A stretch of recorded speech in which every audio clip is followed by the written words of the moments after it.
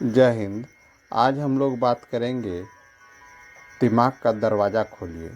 पिछला वीडियो में हम लोग बात किए थे दिमाग का खिड़की खोलिए, जिसमें हम लोग लक्ष्य पर बात किए थे कि लक्ष्य एक खिड़की के समान है।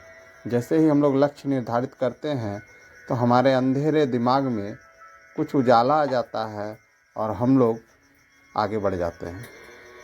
आज हम लोग अब बात करते हैं, जब खिड़की खोल दिए तो अब दरवाज़ा खोलने की। तो दरवाज़ा हम लोग तब खोलते हैं जब हमारे दरवाजे पर कोई दस्तक होती है। दस्तक होने के बाद हम लोग जैसे ही दरवाजे पर जाते हैं तो दरवाजे को खोलते हैं तो सामने कुछ कोई भी व्यक्ति होता है तो हम लोग उससे जो है उसका इंट्रोडक्शन पूछते हैं। अगर पहचानते हैं तो उसको अंदर बुला लेते हैं। ठीक इसी तरह से हमारे पढ़ाई के साथ भी होता है। जब हम लोग कुछ पढ़ते हैं और अगर उस चीज़ को अगर हम लोग जानते हैं तो उसको हम लोग तुरंत अपने दिमाग के अंदर ले लेते हैं, और अगर नहीं पहचानते हैं तो पहले उसका हम लोग इंट्रोडक्शन लेने का कोशिश करते हैं। तो ज़्यादा पूछताछ नहीं करते हैं। जैसे दरवाजे पर खड़ा है कोई व्यक्ति, वो पूछा कि फलना आदमी है, हम लोग बोले नहीं है और दरवाज़ा लगा दिए। ठीक उसी तरह से पढ़ाई में अगर कोई जो है हम लोग कुछ नहीं समझ पाए तो बस नहीं बोल करके अपने दिमाग का दरवाज़ा बंद कर देते हैं और वो ज्ञान वहीं से वापस चला जाता है। जैसे ही हम लोगों के जो है शिक्षक स्कूल में हो, कॉलेज में हो, पढ़ाना शुरू करते हैं, हम लोग यदि उसको समझते हैं उस पढ़ाई को, तो हम लोग तो उसको अंदर आने देते हैं दिमाग के अंदर।